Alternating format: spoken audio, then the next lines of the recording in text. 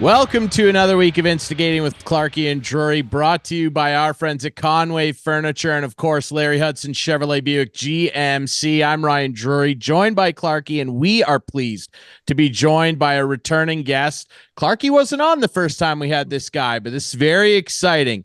Our French friends would know him as Le Frère de Al. We know him as Al's brother from TSN 1050. You know him from Overdrive, and if you're listening lately, which you should be, you know him from Gameplay on TSN 1050 as well. And, of course, the new Hockey Card Haven podcast. We're pleased to be joined by none other than Al's brother himself, Michael Distefano. Michael, how are you, man? I'm doing well. How you guys doing? We're doing a lot better. You missed the Leaf Blue podcast. Jays. He does a daily Leaf podcast too. He absolutely does. He is the host. Go. I was going to get into that, Clarkie. Fine, you stepped on my toes. Well, of course, the host of Locked On Leafs on the Locked On Podcast right. Network, of which I'm an avid listener to many of their so podcasts. am I. And you know it's the middle of July when big news: the Leafs re-signed Connor Dewar the other day. Absolutely. Content. We spent a good 15 minutes talking about Connor Dewar re-sign. He was great. I heard it. Oh, it was fantastic. It was 15 minutes on that. Yep. Kyle Dubas when Wes Clark left. It's there's news. Let's go. Exactly. Yeah. A daily podcast all the way through the summer is sometimes tougher than people think. It is. Oh no, you're supposed to be focusing on one subject, but for sure, it's a good time. It's fun. Yeah. It absolutely is, and I definitely want to make sure that we dig more into the Leafs later, but the talk of the town right now, Al's brother, as you will know, is, of course, the Toronto Blue Jays and just what the heck is going to go on at this MLB trade deadline. There are so many stories flying around. It really does feel like the Jays are at the center of the baseball world in terms of news right now, and it's for all the wrong reasons. You're hearing theories fly out about maybe they'll trade Vladdy or Bo. Maybe they won't. They definitely won't. They're going to trade guys with no tenure left. They're going to trade guys with tenure. What is your opinion on, first of all, what's gone wrong this year? And second of all, what do you think the Jays should do at the deadline? Well, the show is not long enough to talk about what's gone wrong. I guess the what's gone right is the much shorter list when it comes to the Blue Jays this year. But they really haven't gotten the starting pitching that they had gotten a year ago. And then the bullpen's been an absolute mess. They've been, riddled by injury in the bullpen. And they've had a lot of underperforming stars like Bo Bichette. Looks like Vladdy started to come around, which is great for the Blue Jays. George Springer looks like he's also starting to come around. But the first 3 months of his season was abysmal. You just go down the list. Al's brother Kirk, my guy Kirky, not doing much of anything, offensively with the bat. Even Jano hasn't really done a whole lot. He's got one home run in the last 2 months, and he's supposed to be a big trade chip for the Blue Jays in the next week or so. So not a whole lot has gone right. That list is a lot shorter. It's includes Vladdy's having a nice little stretch here. He's got 5 dingers in the last 6 games. So that's been nice. Spencer Horwitz has been a pretty good story since he's come up. And then, IKF was nice, and then he got injured. So we haven't seen Connor Fleff in a little while either. So I guess we'll give some flowers to Jimmy Garcia, who's been pretty solid since coming back from injury as well. But outside of that, has not been a very fun watch for Blue Jays fans this year. That's for sure. And all our regular viewers and listeners are going to say, "Oh, here goes Clarkie again on his rant." But can you believe they are letting Shapiro and Atkins carry out their duties and not get rid of them? I cannot believe they're the guys in charge of this deadline. They've done nothing. I can't believe it. Yeah, they're kind of caught in between a rock and a hard place, because although you might not want them to be at the helm, it's baseball, and you don't necessarily see a lot of in-season moves at the managerial position in baseball. And they've got so many guys that they could trade, and if you don't let them make the moves, well, who's going to make the moves? So you kind of need to let them follow through on this season. But it's funny. I was chatting with Scott Mitchell, our TSN Jays reporter, on Gameplay about a week or so ago, and I kind of asked him the same question: is why does management believe that they can compete next year? Like, what would make you think that after the season that we've seen? Everything's just kind of gone from bad to worse from last year into this season. And, this is a team that has been built. They've gone to the playoffs pretty well every year for the last 4 or 5 years. They've been competitive. They've been, a high 80s win club. It hasn't been a complete gong show. And, not everything can go this wrong again, right? So I think they believe in the process. They believe in the vision. Whether or not you believe it is, well, unfortunately, I guess irrelevant. It's whatever management thinks. And I mean, upper management, Rogers. But I'm not as surprised. John Schneider, I would say, is a bit surprising that he's still around. It's tough to get rid of management and general managers and presidents especially. But the coach, you can see some midseason coaching restructuring. That one I am surprised that we have not seen the Blue Jays go in a different direction in that regard. Yeah, it's very shocking. And I mean, Vladdy has turned himself into a positive story with the stretch he's been on over the last 28, 29 games. He's ticked his OPS up to 854 after a horrid start. If he was on the pace he's, for the most of the season that he's on now, he'd be upwards of 35, 40 home runs. We'd be looking at 130 plus RBI. Like, the stats tease you. And I do feel like he is the guy that they should keep. I mean, this guy has transformed himself. He's a Gold Glove winner at first, a guy that I don't think a lot of people would have tabbed as a defensive wizard. Not that he's spectacular defensively, but hey, he's a Gold Glove winner. And if he can continue and find consistency and do this for big patches of an entire season, it's pretty clear that he can be a very, very useful first baseman well into the future. Bo is a big question mark. Lots of people are of the opinion that if he was healthy, he'd already be gone. I'm not sure, but I think all of us are counting on likely it being Kikuchi, maybe Kevin Gausman if the package is right. It depends on how deep this management group wants to tear it down. Jimmy Garcia will be gone. There are a few other candidates. Danny Jansen, I heard the Padres are pretty interested in him. They could use a guy like Danny Jansen.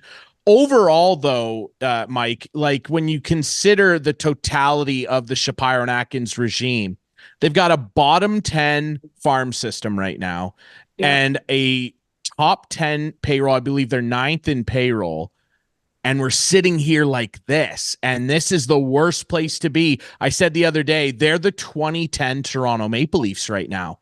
They have way too much money tied up in players that are underperforming, and they have no big draft picks or prospects coming up. This is nightmare fuel for Blue Jays fans.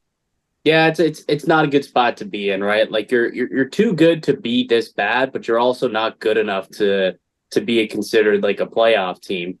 The problem is like they've got decent pieces, so it sounds like the team believes that this has just been a nightmare season and they can run it back next year and hope that Bo is not this bad, right? And he can't be. I mean, there's no way that Bo Bichette is a sub 600 OPS player. I can't see him going from being the MLB hits king or American League hits king to being unhit, like a guy who just can't hit the baseball. It just doesn't make a lot of sense to me. So I think it's been a down year for him, and they're going to roll the dice. If they trade him now, I don't think they'll get nearly what they deserve or should get for a Bo Bichette deal. So I'm on team don't trade either Bo or Vladdy. Now I'm not saying they need to extend Bo long term, but certainly give him one more chance next year to show that, he can get back to being an all-star level player, because he's not. Right now, though, he's performing like a replacement level player. You look at the wins above replacement,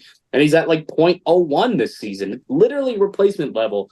That's not what Bo Bichette's all about. So if you get a bounce back from him, if George Springer can continue to swing the bat the way he's been doing it throughout the last, 6 weeks or so, you continue to see Vlad, hit bombs and just find gaps the way that he's been able to do so. Maybe Spencer Horwitz becomes an everyday player. There is, some belief that this team could at least turn it around and compete for a playoff spot next year. Maybe not be the, all World Series level of team that we all thought they could have been a couple of years back. But at least I think this is a squad that could still compete with the core if they perform to expectation. That's a big if, though.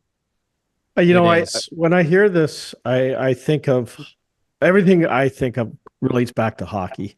But like a team like the Montreal Canadiens, who are just that middle of the road, they're not going to bottom out like the Leafs did to get better. And when I hear that they're going to run it back next year, I think it's all a fraud. I think it's just because they have a new stadium that they have to fill, and they're trying to renew season tickets. So they're not going to say, you know what, we're going to just we're going to bottom out. It all comes down to the mighty buck, and they just want to keep putting fans in the stands. And I can't see them winning, even with this team, with the management team in place. I think they got to just blow it up. That's my opinion, anyway. Yeah, I mean, it's a valid opinion. I will say that it's certainly a valid opinion. It would take some balls to get that done, and I don't know if and it's not going to happen with the guys there. That's it, right? Like, that's admitting that they did a poor job building this team, and they'd be admitting fault. And I don't believe that a chance that they're going to do so. And it doesn't look like management's like Rogers is ready to oust them quite yet either. So I think we're probably going to be returning for another year. Yeah. We'll see what happens, but I gotta have a little bit of faith, I guess, that they can get it done, and just hope that people have bounce backs. It would be hard to imagine that these players who've taken such massive setbacks this season will continue to do that next year. I just can't see it happening.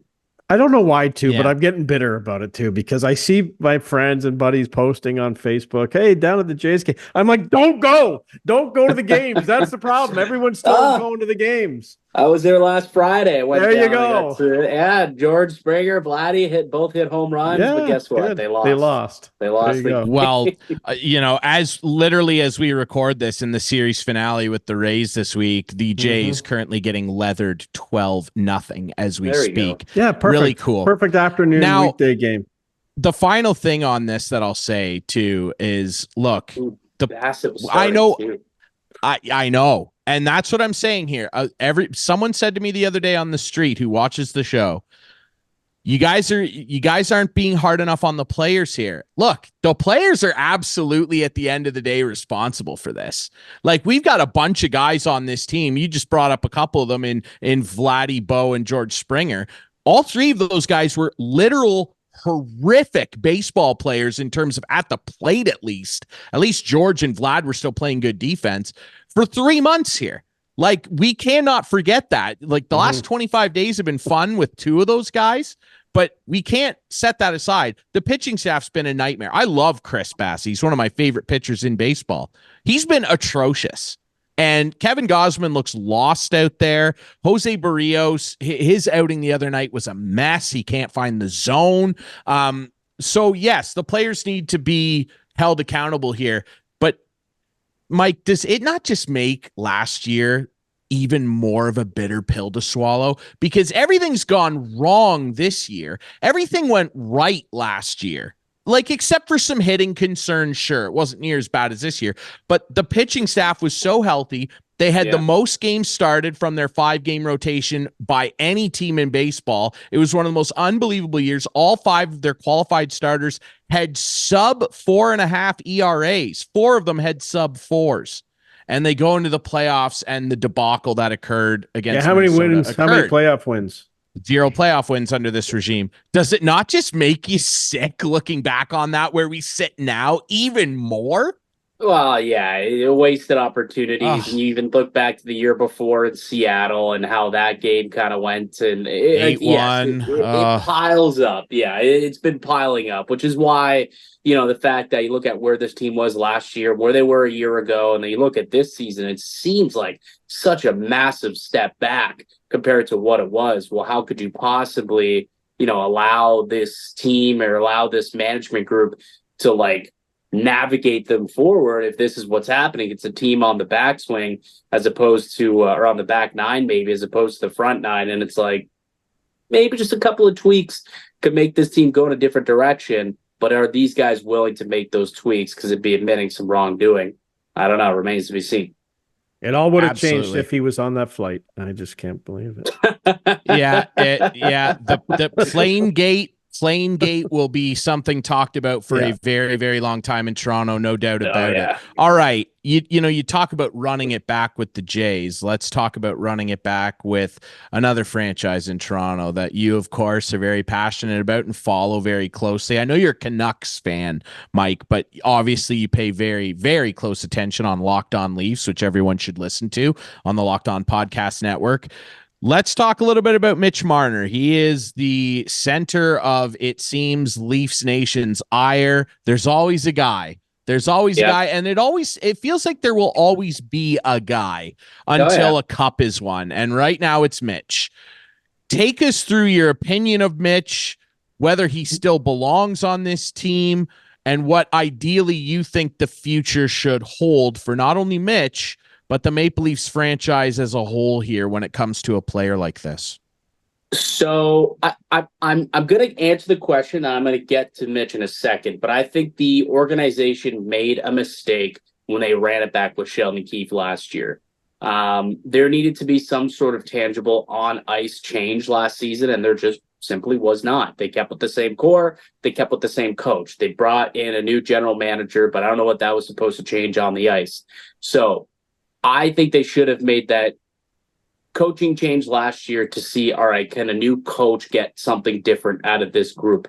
Now you come into this season, and now you get a chance to see what they can get out of this group, but you're walking Marner into free agency. Whereas if you would have figured that out last year, if a new coach could get something different out of Mitch Marner come playoff time, you would have had an entire summer and an entire season to try and make that, contract work to bring back Mitch Marner. Or you understand, all right, it's just not going to work here. We brought in a new voice, we brought in a new guy, and he still has no showed in the playoffs. You would know that information. Now you got to wait until May, 2 months before his contract expires, to know if this coach or if new coaching or if a new, philosophy can work with Mitch Marner. So that's where I really look at this team. And I think they're kind of behind the eight ball, and they now got to work to catch up a little bit. And I don't know if they're going to be able to do that. I personally think Mitch Marner is a terrific player. And I think that he's a fantastic NHLer. The Leafs,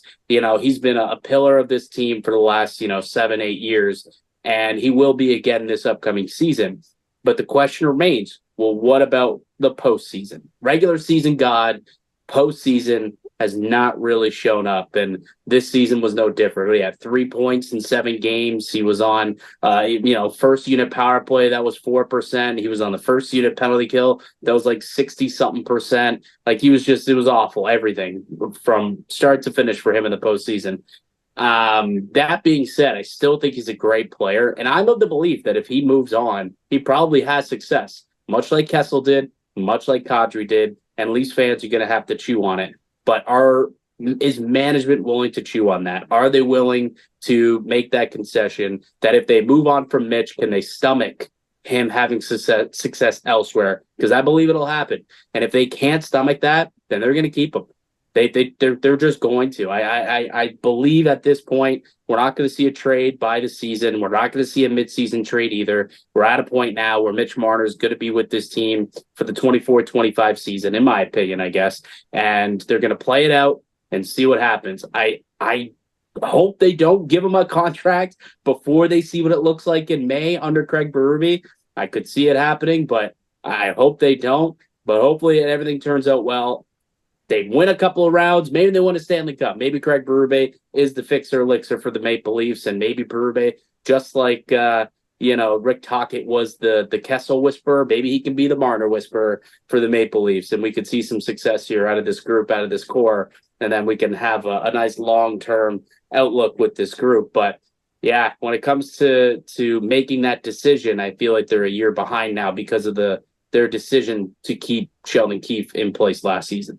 Yeah, I think you're absolutely right on that. But, I keep thinking of the scenarios and running them through my head, like what's going to happen? Well, as a big Leaf fan, I know what'll happen. The Leafs will have a good season. Marner will have 110 points. They'll make it to the Eastern Conference Final. Marner will lead the team in scoring, and then he'll walk as a free agent after that. But do you think that Berube, his different style and approach to coaching will have an effect on Marner and the rest of the team? What do you think will be different with Berube as opposed to Sheldon Keefe on the ice?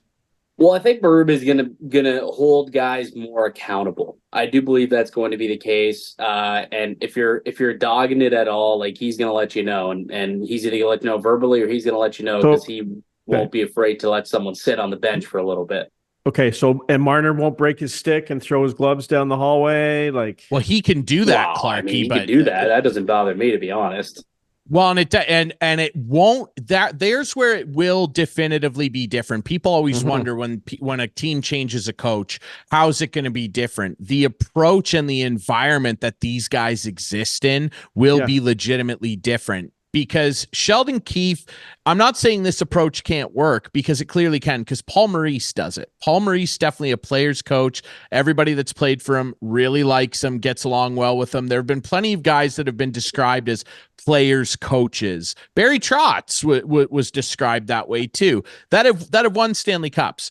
What will be different is when situations come up like that night you're referencing, where Mitch got benched, he snapped his stick, Sheldon came out the next day and had a very pointed comment about his effort, and then the next day Sheldon walked it back. Craig Berube won't walk back any. If Craig Berube comes out in a post-game scrum and says Mitch Marner was awful tonight, like, and he has not had a long history, mind you, of singularly targeting players, but he's had comments before where he said, I didn't think our power play group was very good, they know who they are, and blah blah. Like, he will not walk comments like that back. Craig Berube is not going to walk on eggshells and be like, oh, I hope I didn't hurt that guy's feelings. He'll go out of his way to hurt your feelings and make sure you know, hey, you're not going to play like that for me.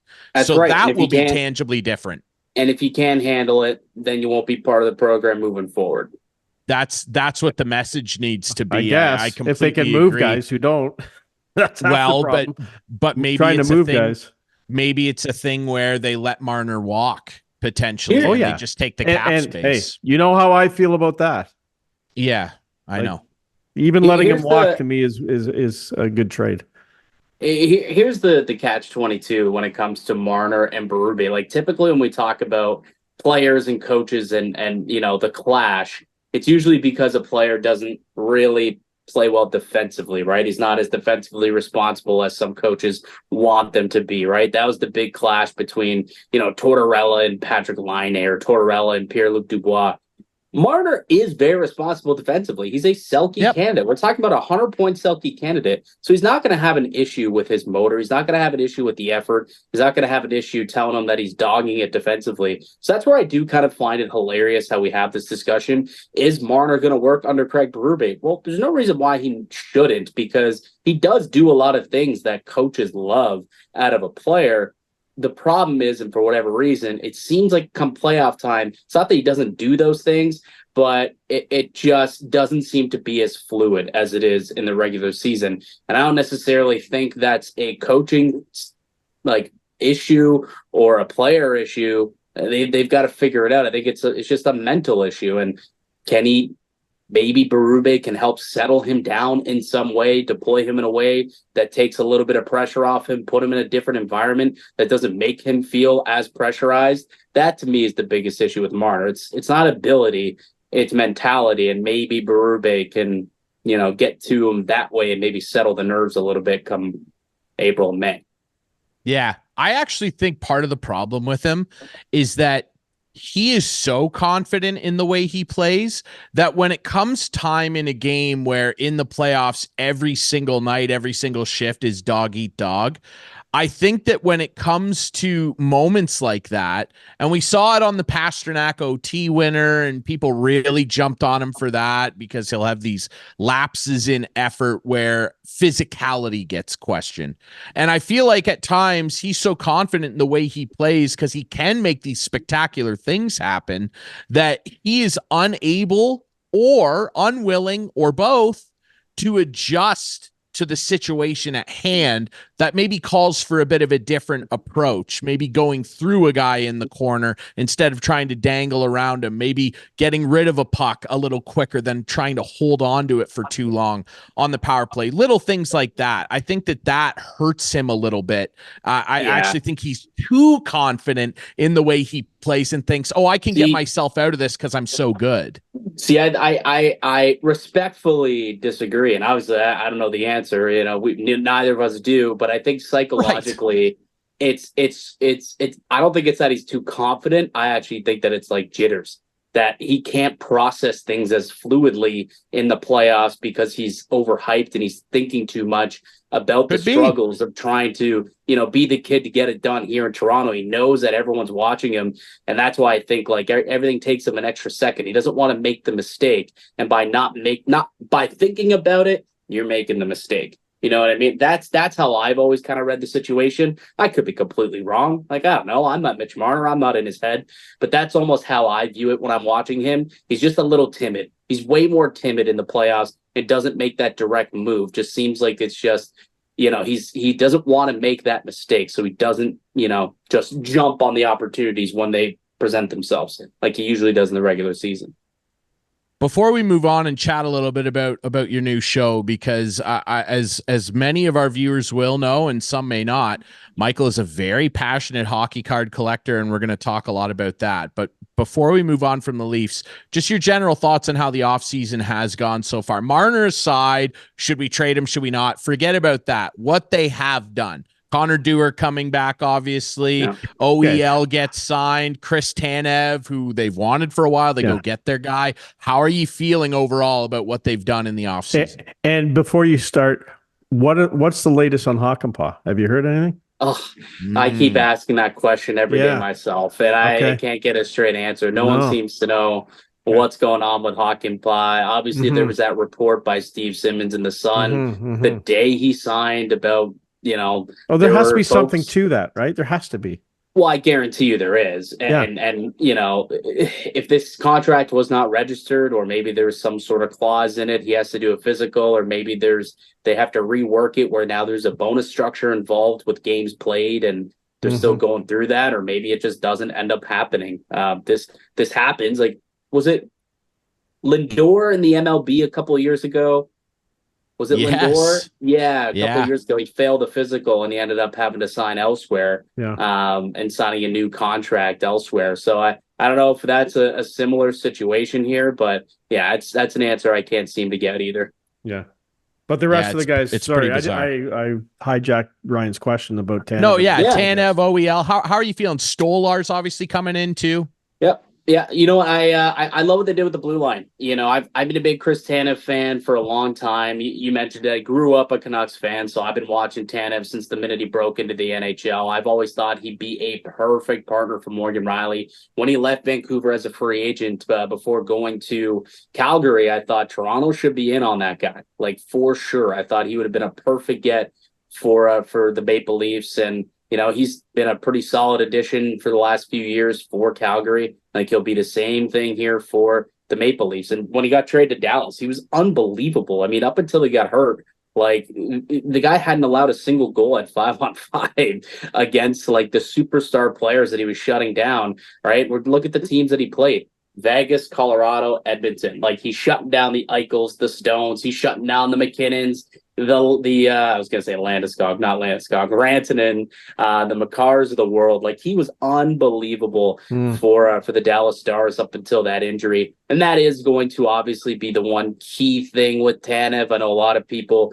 who had criticisms of the signing, they look at his injury history, and it's a valid concern to have someone who's getting up there in age, 34, 35 now. And there's going to be concerns there, considering, he hasn't really played a full 82 games quite often throughout his career. But I do like what they did on the blue line overall. I think OEL was also a nice addition. He could come and he could be a big puck moving defenseman from the back end. I think that, you look at what the Maple Leafs have up front, they need someone to get them the puck.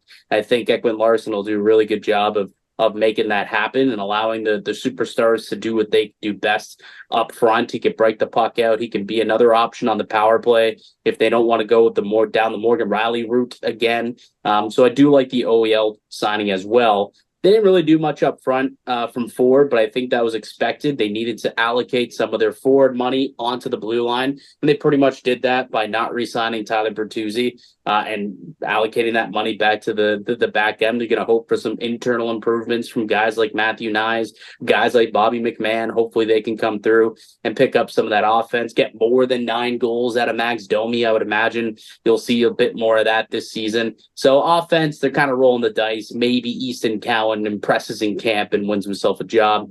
Goaltending is going to be interesting. I think it's a gamble. I really do. I still think that it's a gamble. When Joseph Woll's playing and when he's healthy, I love it. I like what he looks like. He's so calm in net. It not only makes the guys on the ice feel calm, but I feel calm as an observer. I feel very calm when he's behind the defense there and in the crease. I feel like he's the best option for the Maple Leafs when healthy. And that's the big question mark. And if he's not healthy, Anthony Stolarz, I mean, this guy's been a career backup his entire career. Is he going to be able to take on a big time workload if injuries pile up and he's got to miss some time? I don't know what he looks like on a guy who's got to play on a nightly basis. I've never seen it before, right? For Jack Campbell, the second he had to work on a nightly basis, what happened? His game kind of fell apart for the Maple Leafs and then continued in Edmonton. So we'll see there. But overall, I do like what the Maple Leafs did this offseason. I think they are a better group today than, when they lost in that Game 7 against the Boston Bruins. So overall, I give them a passing grade for sure.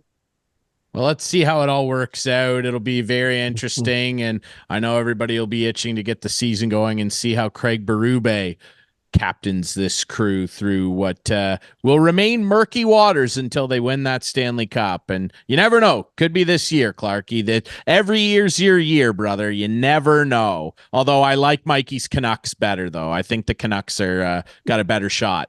Come on. I've been saying this, and let's not refer to them as my Canucks. I grew up a Canucks fan. I got no allegiances anymore, we can say. But okay. I'll say this, though. I look at what the Canucks did this offseason, and it's very reminiscent to what Tocchet and the Canucks did last offseason, right? They focused on getting some guys who could play the grittier game, a heavy style game. They focused on beefing up the blue line with guys with size, guys who can stop cycles, guys who can stand you up, and on the open ice, guys who can block shots, kill penalties. I think there's a lot of similarities between those two off seasons from last year to this year. And not to say that it's a copycat of what they did, but I think there are some similarities between the two teams. Mm-hmm. Absolutely. Let's quickly talk about something that you're very passionate about. The viewers and listeners on TSN have known this for a while. Let's talk a bit about your new endeavor here. You're a number of episodes, I believe 13 or 14 episodes now. Hockey Card Haven podcast. You can view it on YouTube and Spotify. You should check it out. Tell us a little bit about this and your passion for hockey card collecting, of which I definitely share the passion. Yeah, I've been a hockey card collector since I was a young buck.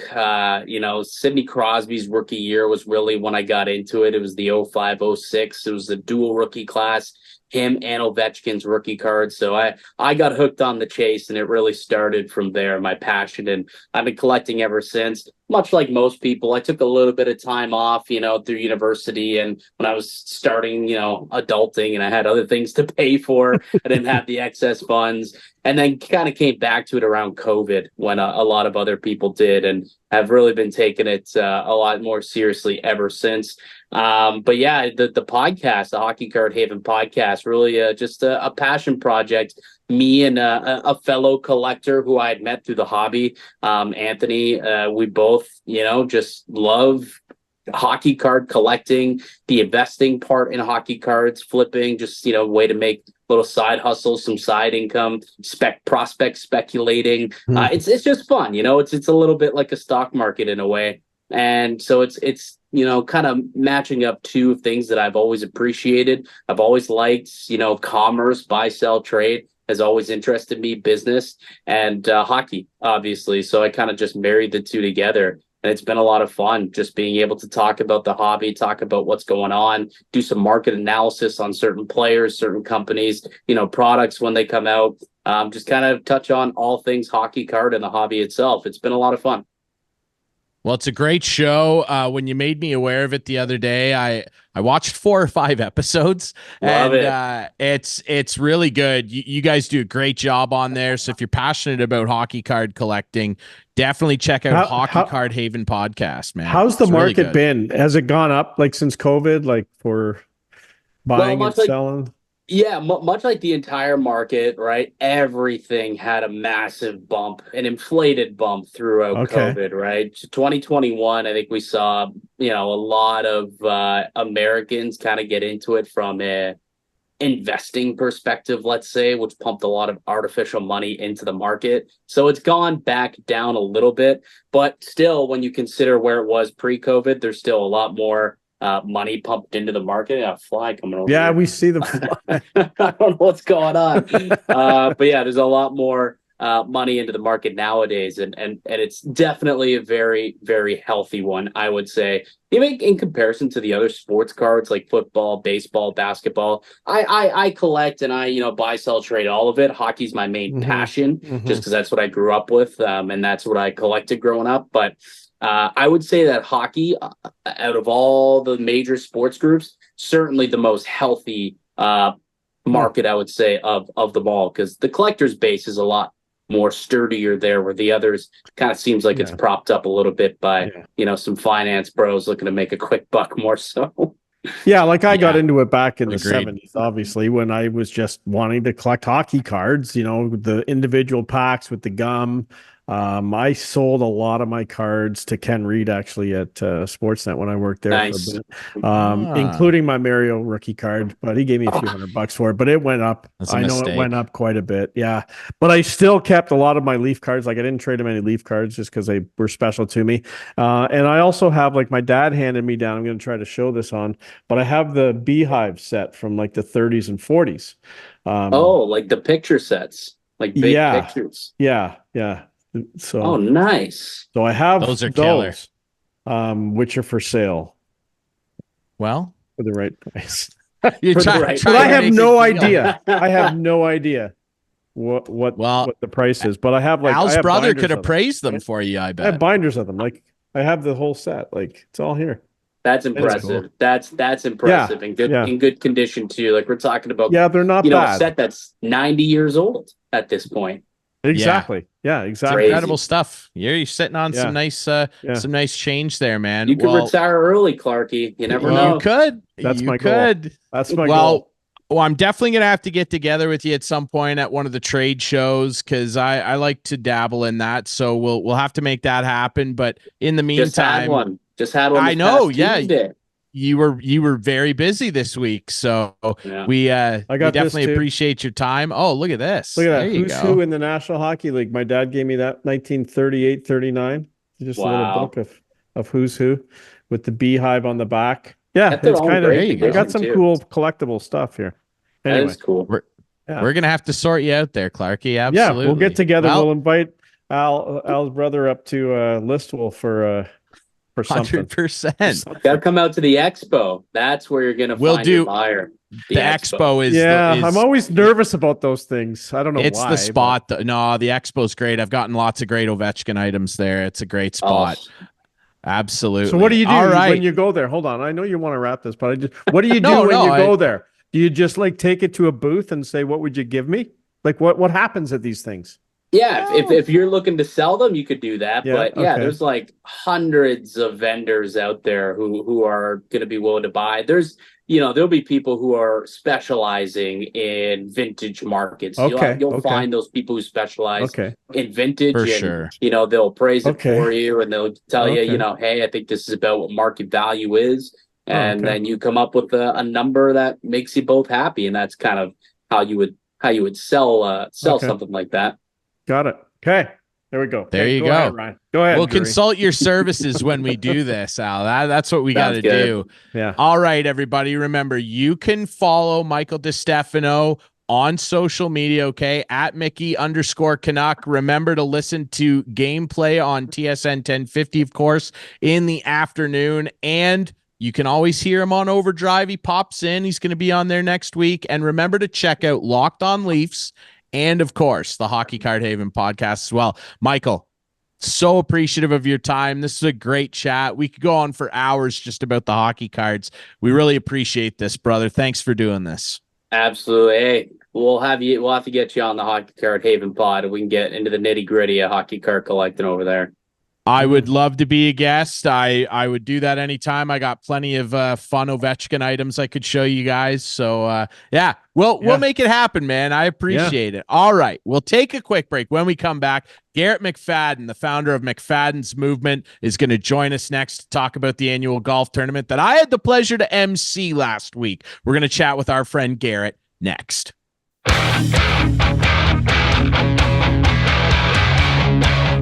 Welcome back to Instigating with Clarkey and Drury, brought to you by Conway Furniture and, of course, our friends at Larry Hudson Chevrolet Buick GMC. Thanks again to Michael Distefano of TSN 1050 for coming on, and we're joined by another great guest, my friend, longtime captain of the Guelph Storm, longtime pro hockey player, and founder of McFadden's Movement. Garrett McFadden is on. Garrett, how are you, brother? Hey, good. How are you doing? We're doing well, my friend, and man, things are exciting in the McFadden's Movement world. Another very successful celebrity golf classic, the fourth one. It's just incredible. The numbers you guys have been able to put up, well over 60,000 through the first three, one of which was restricted from COVID too. Do we have a final tally yet from what went down last Friday there? Do we have final numbers? Yeah, we ended up raising just over 30,000. So yeah, unbelievable. So that's another record. That's a new record. The old record was 27. Yeah, unbelievable, dude. Congratulations, over 30 grand. That's incredible, man. Yeah, it was honestly just the perfect day. Like from the weather to everyone kind of who we needed to show up did, and everything just went real smoothly. I don't know if, Steph and I are usually pretty stressed on like the Thursday night when we're getting everything set up, and we're kind of looking at each other last Thursday, and it's like, do we have everything done? Like, you know what I mean? Like, it just felt like in other years we've felt like we had so much more to do, and I think that's maybe partly because we were sort of making it up as we went along. But by the time the fourth year rolls around, it's like everything, you have that checklist and you know what's ahead of you. And I think, it turned into a really successful day, and one that I know the both of us are super proud of and super happy with. Absolutely. Well, you and Steph Karate, of course, who we're talking about. Now, Steph used to work with the Storm, and she helped Garrett launch McFadden's Movement. Now, of course, director of communications with the OMHA. It's just incredible what she's up to. And you guys put on a great event. The MC could have been better, but it was a fun day. I was very happy to be there. Of course, I'm rocking my hat you guys gave me, and of course, everybody had a great time. It was a fun day of golf, but the main focus, obviously, all the money raised going to Canadian Mental Health Association, Waterloo Wellington, of course, West for Youth Online, which you're very personally connected to, of course. It's just incredible to be able to get all these people together for one cause and support something like this, right, Garrett? It's really, really important. Yeah. I mean, obviously, we've been working with those two resources for the last 7 years, so it's always great to catch up with CMHA, Waterloo Wellington, and of course West for Youth too. And it's been a journey. I think we've all grown a little bit in terms of even the changes that West for Youth has had to make in their delivery of their resources and how they're going about things as times change, and we went through COVID together and all that stuff. So I know they're still as busy as ever, and that along with CMHA Waterloo Wellington. I was actually at the Grove today. It's a new building that CMHA partnered with the Grove. It's downtown Guelph, and just there to kind of take a look. And that's kind of what the money that we've donated has gone towards for them, just funding this new building. So it's kind of geared towards kids and young adults, 12 to 26, and just was like a really cool hangout spot for people to come and just kind of relax. If they needed help, then the help is there for them. But if they wanted to just come and have a space to kind of get away from things, then that was there too. So it's been cool, kind of. Obviously for us, we're coming up on our 7th Czech presentation, so time has kind of flown by, like from when I was 19 to now. I'm getting older and it happens fast, but yeah, it's been cool to kind of grow with both of those resources and us just in general, just kind of building on momentum what seems like every year. And it's been a really cool experience. Garrett, tell us how the movement started and why it's so important for you. Yep. I had a family friend, Wes Cameron, died by suicide when I was in grade 9. And that was kind of the first, I guess, realization for me that mental health existed. If that's kind of the best way to put it. I was a pretty naive 13, 14-year-old kid who loved playing hockey and went to school and went to hockey practice, and that was kind of it. I never really thought about anything in between. And for something like that to happen, it was, something I really didn't understand, and took me a while to sort of wrap my head around it. And as years progressed and I started playing in Guelph, the Storm was very involved in community events and stuff like that, and I loved doing it and loved getting to kind of immerse myself in the community and get to know the fans and the kids and all that stuff. And kind of just before my second last year with the team, Steph and I and a couple of the other guys had a meeting just to kind of see what we thought and how we could improve upon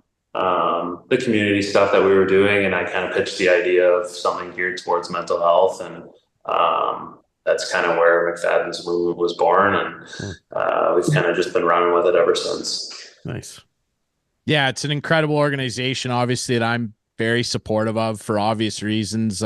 Long history with mental health happenings in my life as well, and the people over there at West for Youth are unreal, as well as CMHA Waterloo Wellington. There's a lot of great resources. If you need help, look them up, particularly if you're a youth.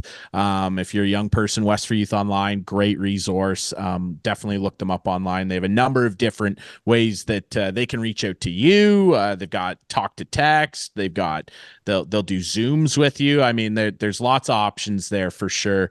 Garrett, I'd be remiss if we didn't have you on and talk a little bit about hockey, obviously, and you had a pretty unique experience last year. You've played in the ECHL, you had your OHL days, you're playing pro now. Tell us a little bit about Austria. What was that like, man? Yeah, well, I mean, I haven't been yet. I started off in Slovakia and the Czech last year, and then I just signed a new deal in the Austrian League for this upcoming year. So Slovakia was interesting for sure. It was definitely you kind of get immersed with the culture and learn a little bit about what life is like over there.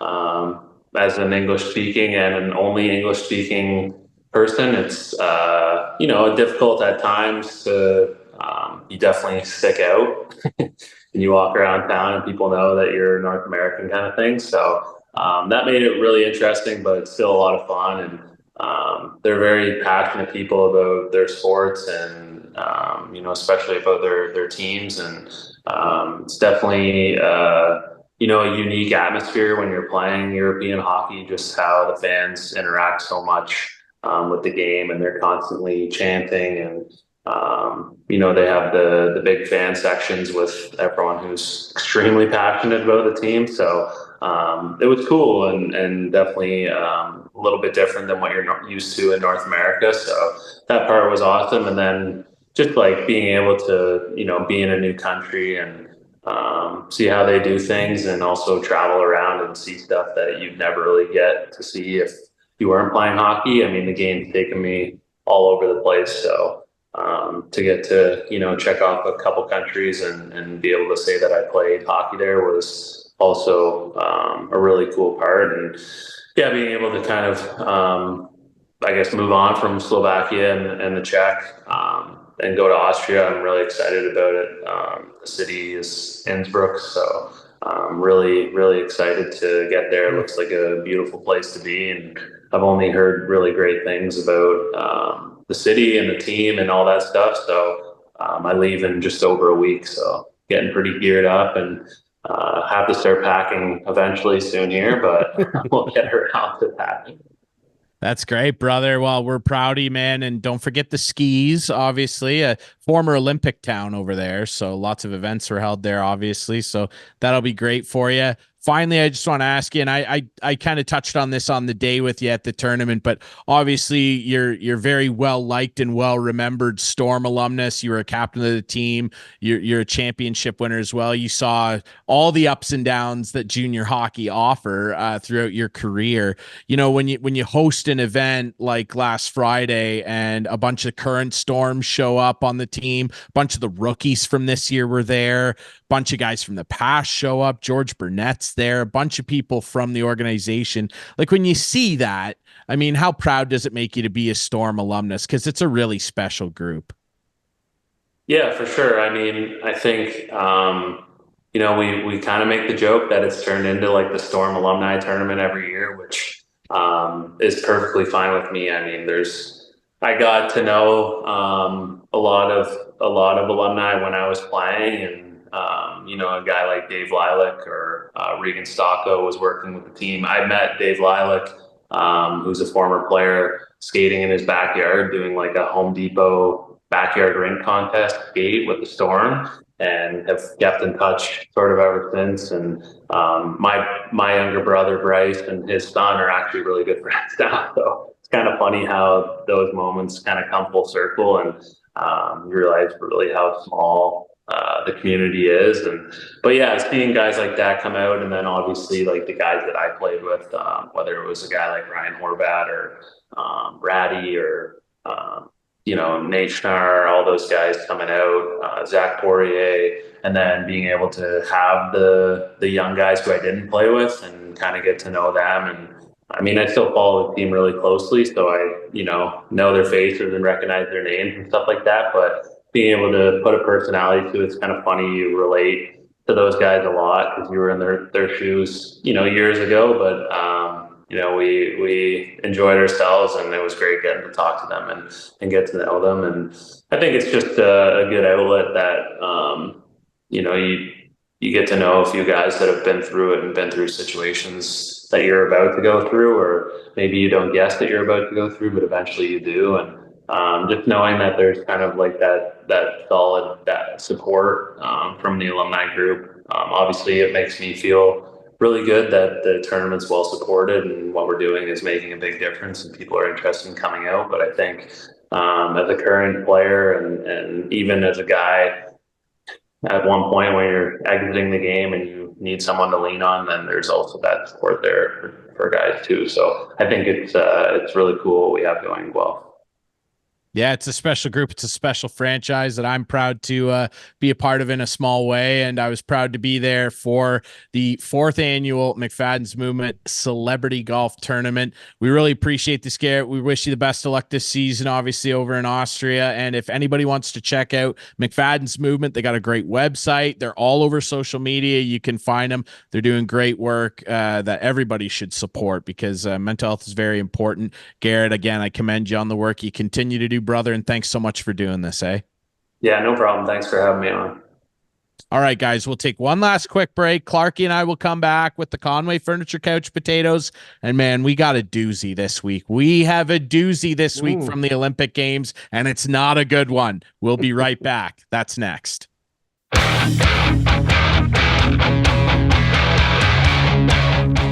Wrapping things up on a very exciting week here on Instigating with Clarky and Drury, brought to you by Conway Furniture, Highway 86 East End of Lisbon. Of course, Larry Hudson, Chevrolet Buick GMC. Thank you so much to Al's brother, a.k.a. Michael Distefano of TSN 1050 and the Hockey Card Haven podcast for coming on. AB, hey, and hey, Hayes is not a fraud. I'm on Team Hayes, okay? I'm gonna make sure I mention that to him. Okay. And thanks to Garrett McFadden and McFadden's Movement, former Guelph Storm captain. The kid's a beauty. He's just doing great charity work.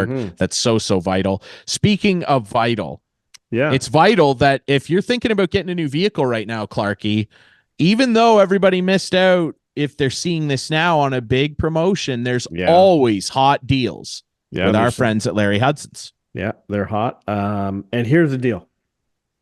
There's 0% financing on some trucks. Okay. Hello. But I might be breaking news here. I don't know if I should be doing this, but I'm going to do it anyway because we do it every Oh. year, and we're doing it Yeah. again this year. We have our Civic Holiday Sale coming up August 5th, the Monday, the Civic Day. See you later. Big sale day. It's always a big day. Lots of things to, lots of reasons to come down to Larry Hudson's on the Civic Holiday. We're closed on the Saturday, on the 3rd, on August 3rd, but we'll be open on the Monday. So come on down where the deals will be hot. The Yes. August Civic Day sale, once again, annual sale at Larry Hudson's.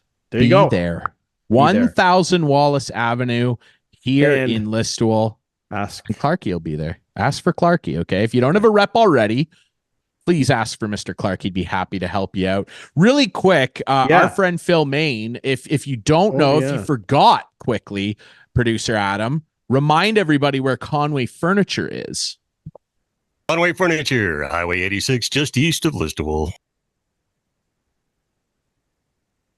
Well, there you have it. You ready? There you have it. Highway 86, east end of Listowel. It's our favorite part of the show. Conway Furniture. Now, before we do this, this is a secondary potato. This is not even a baked potato. This is a still in the ground potato, but it's a potato nonetheless. And the honorary Conway Furniture couch potato this week goes to Ian Doig, Todd Hamilton, and Chris Clark, because the Open Championship pickoff, I am the king of that. I am the king. You can't even be near proud of anything that's happening. I am proud because I picked a better team. I picked a team that performed better than everybody. Clarkie loses, even though he picked Xander Schauffele, the eventual champion. I mean, that's Clarkie had two guys miss. No, I get it. I didn't important. win the pool. I get it. But I won because I picked the winner. I picked Xander, and that's what I'm happy about. So you can take your little victory. You can take little victory. This is a major championship of which I am now the king of two of them this year. You had Matty Fitzpatrick at 9 over, barely making the cut, saving. Doesn't matter. Hey, listen, we nearly missed. We nearly all missed the cut. Nearly. We almost all missed the cut. But Matty Sketchers, my guy, got it done for me on Friday. Late Shane in his Lowry round. blew up. Like, come on. Like, it doesn't matter. Xander Schauffele's the winner. My team performed better than yours, and my team is the winner. And Todd Hamilton's scores are on there. Todd Hamilton had a great team too. Yeah, and not only that, Hammy's team. Not only that, he had a great idea. The winner, DeChambeau, Scheffler, Hovland, Cantley. What is? Quick side note: what's wrong with Victor Hovland? He changed his swing. This guy's a gas can. He won 3 of the final 4 tournaments last year. Victor Hovland is lost in the woods, baby. It's unbelievable. Stay away from that guy. It's incredible that he changed his swing. And look what's happened to him. I'm the king of the Open. That's my 7th victory overall this year in golf pickoffs. It's just been unfortunate for everybody. I'm really, really sorry, everyone, but I'm going to be the king of the golf pickoffs this year. Now, let's move on to the real deal here. The Conway Furniture couch potatoes of the week. Clarkie, I usually do this. I concede to you, and I'd like you to go first. Okay. I have a honorable mention. Okay. Because I can't name myself because I'm not going to do that. Okay. It's been a big week for me. Okay. I've had to admit a couple of things this week. Okay. And I just wanted to explain what I admitted. I started playing pickleball. Okay. Yeah. And I always thought that was just for old men, but I realized it's not. It's not just for old men because I like it. So it can't just be for old men. I played with a client of mine, actually, Ken, and we played down in Atwood, and beautiful surface there. Like, I shouldn't even say how it is nice because I don't want people going down there. Because I played on it that it's empty there. But Ken's there, and I played, and it's pretty good. It's pretty good. As you know, unfortunately, the squash courts had to close in Listowel. Yes. That's very, Something we're very, very sad about. very sad and very unfortunate. It left a lot of us with a void, right? I and have a some of void. Some of the guys are playing tennis, and I'm going to start playing pickleball. And I'm going to try to recruit some of my squash guys to play some pickleball, including you, Mr. Drury. I'll play. And that was just I'm half not of. old. I don't qualify by age, I know but you I'll don't. play. I know you don't. And then to add on to this little week There's that more. I've had, Okay. I went. Oh no. Today was the first day I went to Shoppers Drug Mart on Seniors Day and got the 55 and over. Clarky. I got a 55. I'm over 55, so I got the seniors. So it's been a very tough week on me, having to play pickleball and take advantage of the Shoppers Drug Mart Seniors. You know what though? You know what? 20% is 20%.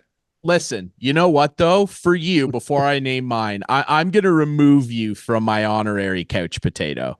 I'm going to remove you from that because you know what? I'm going to make you a good couch potato on the other side of things. Kick back and recline because you're over 55. And you know what? Yeah. It's very courageous of you to just confront this head on. That's right. And realize where you're at in life. You're not pretending to be 40 anymore. No.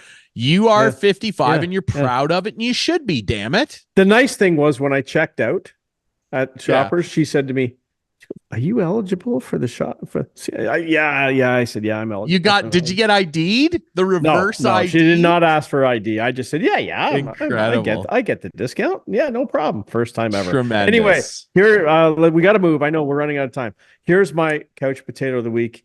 And it's, I don't know what's going on in the world of media, but we lost, it seems like, a guy from the airwaves again this week.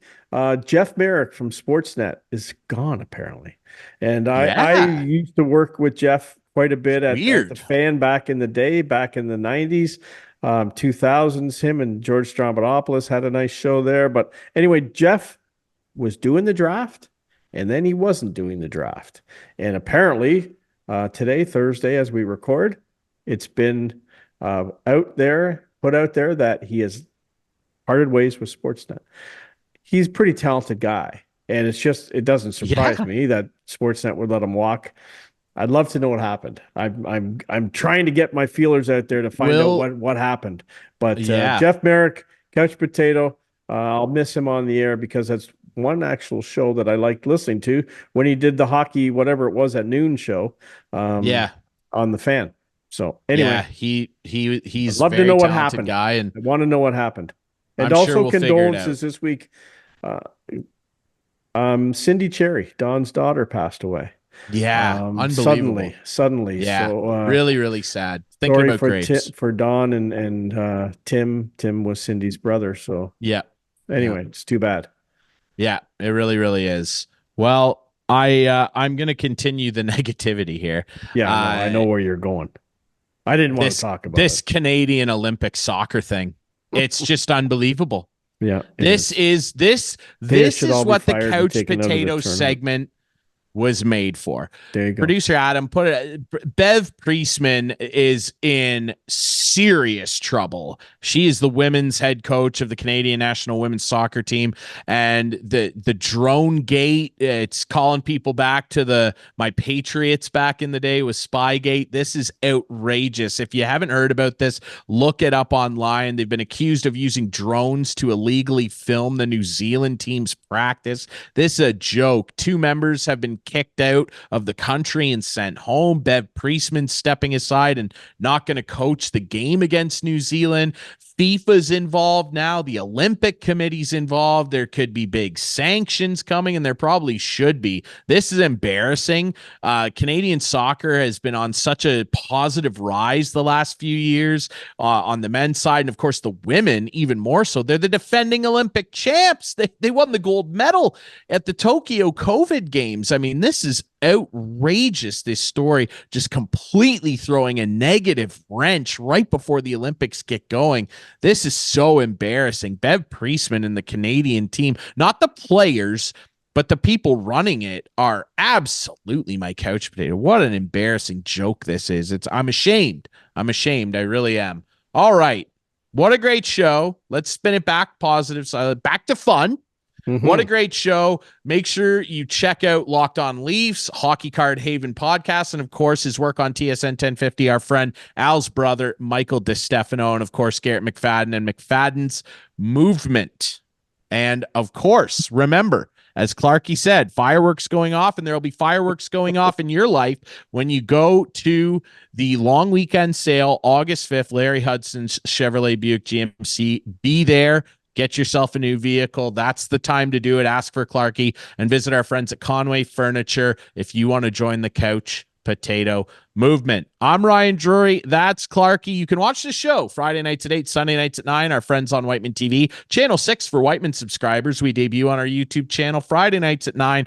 Follow us on social media at Instigating Pod. Find the podcast version on all your favorite apps. We will be back next week with more instigating. We'll see you then.